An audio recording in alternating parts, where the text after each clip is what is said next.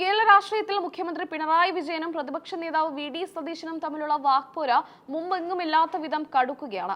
RSS ബന്ധത്തെ ചൊല്ലി ഇരു നേതാക്കളും ഉയർത്തുന്ന ആരോപണ പ്രത്യാരോപണങ്ങൾ ഇപ്പോൾ സംസ്ഥാനത്തെ പ്രധാന രാഷ്ട്രീയ ചർച്ചാ വിഷയമായി മാറിയിരിക്കുന്നു.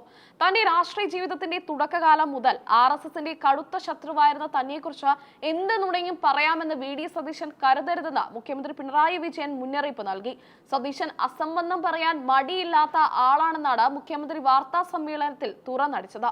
പഴയകാല ചരിത്ര സംഭവങ്ങൾ അക്കമിട്ട് നിരത്തിക്കൊണ്ടാണ് കോൺഗ്രസിന്റെ RSS ബന്ധത്തെ മുഖ്യമന്ത്രി കടന്നാക്രമിച്ചത്. പട്ടാമ്പിയിൽ സഖാവ് EMS നമ്പൂതിരിപ്പാടിനെ തോൽപ്പിക്കാൻ കോൺഗ്രസ് RSSുമായി ചേർന്ന് രഹസ്യധാരണ ഉണ്ടാക്കിയ കാര്യം അദ്ദേഹം ഓർമ്മിപ്പിച്ചു. അന്ന് EMSനെതിരെ മത്സരിക്കാനിരുന്ന ജനസംഘം സ്ഥാനാർത്ഥിയെ കോൺഗ്രസ് ഇടപെട്ട് പിൻവലിപ്പിക്കുകയായിരുന്നു. EMSനെ പരാജയപ്പെടുത്താൻ ജനസംഘത്തിന്റെ ദേശീയ നേതാവായ ദീൻ ദയാൽ ഉപാധ്യായ നേരിട്ടെത്തി പ്രചാരണം നടത്തിയതും ചരിത്രത്തിന്റെ ഭാഗമാണെന്ന് പിണറായി വിജയൻ പറഞ്ഞു. പാലക്കാട് ലോക്സഭാ തിരഞ്ഞെടുപ്പിൽ AK ഗോപാലനെതിരെ കോൺഗ്രസും RSSും ഒരൊറ്റ സ്ഥാനാർത്ഥിയാണ് നിർത്തിയത്. RSS ജില്ലാ കാര്യവാഹക് ആയിരുന്നു അന്ന് കോൺഗ്രസിന്റെ സ്ഥാനാർത്ഥിയെന്നും മുഖ്യമന്ത്രി ചൂണ്ടിക്കാട്ടി. ഇത്തരത്തിൽ നാണം കെട്ട രാഷ്ട്രീയ കൂട്ടുപിടുത്തങ്ങൾ നടത്തിയ ചരിത്രമാണ് കോൺഗ്രസിന്റേതെന്ന് മുഖ്യമന്ത്രി പരിഹസിച്ചു. ചില്ലറ വോട്ടിനും 4 സീറ്റിനും വേണ്ടി ഇത്തരം രാഷ്ട്രീയ ചറ്റത്തരം കാണിക്കുന്ന പണി LDFിനില്ലെന്നും അദ്ദേഹം ആവർത്തിച്ചു. മുഖ്യമന്ത്രിയും പ്രതിപക്ഷ നേതാവും തമ്മിലുള്ള ഈ പോര് മുറുകുന്നത് സോഷ്യൽ മീഡിയയിലും വലിയ ചർച്ചകൾക്ക് വഴിവെച്ചിട്ടുണ്ട്. സംഘപരിവാറുമായുള്ള ബന്ധത്തെക്കുറിച്ചുള്ള ആരോപണങ്ങൾ ഇരുപക്ഷവും ഗൗരവത്തോടെയാണ് കാണുന്നത്. കഴിഞ്ഞ നിയമസഭാ തിരഞ്ഞെടുപ്പിൽ CPIMും BJPയും തമ്മിൽ വോട്ട് കച്ചവടം നടത്തിയെന്ന UDFന്റെ ആരോപണമാണ് നിലവിലെ തർക്കങ്ങൾക്ക് ആധാരമായത്. ഈ ആരോപണത്തെ അപ്പാടെ തള്ളിക്കൊണ്ടാണ് മുഖ്യമന്ത്രി പ്രത്യാക്രമണം നടത്തിയത്.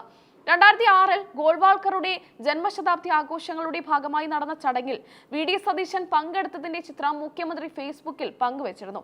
ഈ ചിത്രം വലിയ രാഷ്ട്രീയ വിവാദത്തിനാണ് തിരികൊളുത്തിയത്. ഗോൾവാൾക്കറുടെ ഫോട്ടോയ്ക്ക് മുന്നിൽ താണുമടങ്ങി വിളക്ക് കൊളുത്തിയത് ഏത് ഡീലിന്റെ ഭാഗമാണെന്നായിരുന്നു മുഖ്യമന്ത്രിയുടെ ചോദ്യം.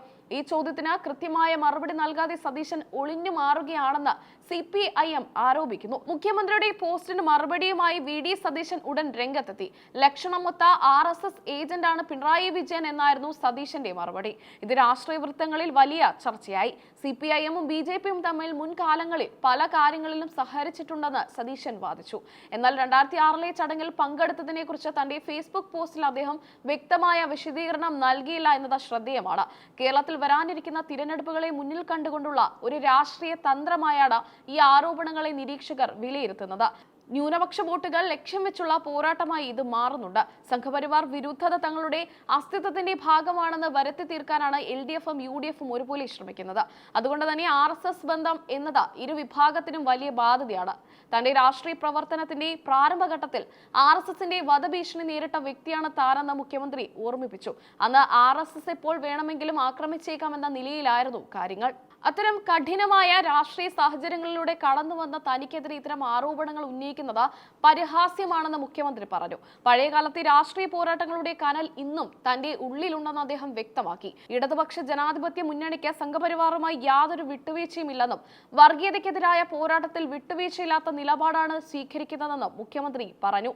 പ്രതിപക്ഷ നേതാവിന്റെ ആരോപണങ്ങൾ അസംബന്ധമാണെന്നും ജനങ്ങളെ തെറ്റിദ്ധരിപ്പിക്കാനാണ് അദ്ദേഹം ശ്രമിക്കുന്നതെന്നും പിണറായി വിജയൻ കുറ്റപ്പെടുത്തി. കോൺഗ്രസ് നേതാക്കൾ പലരും BJPയിലേക്ക് ചേക്കേറുന്ന സാഹചര്യവും അദ്ദേഹം ചൂണ്ടിക്കാട്ടി. വാക്പോര മുറുകുന്നതോടെ അണികളും സോഷ്യൽ മീഡിയയിൽ സജീവമായിരിക്കുകയാണ്. ഓരോ ആരോപണത്തിനും മറുപടിയായി ഇരുവിഭാഗവും സജീവമായതോടെ കേരള രാഷ്ട്രീയം വീണ്ടും ചൂട് പിടിച്ചിരിക്കുകയാണ്. അടുത്ത ദിവസങ്ങളിൽ ഈ തർക്കം കൂടുതൽ തലങ്ങളിലേക്ക് വ്യാപിക്കാനാണ് സാധ്യത. രാഷ്ട്രീയ സത്യസന്ധതയെക്കുറിച്ചുള്ള സംവാദമായി ഇത് മാറുമോ അതോ വെറും ചെളിവാരി എറിയലിൽ ഒതുങ്ങുമോ എന്നാണ് പൊതുസമൂഹം ഉറ്റുനോക്കുന്നത്.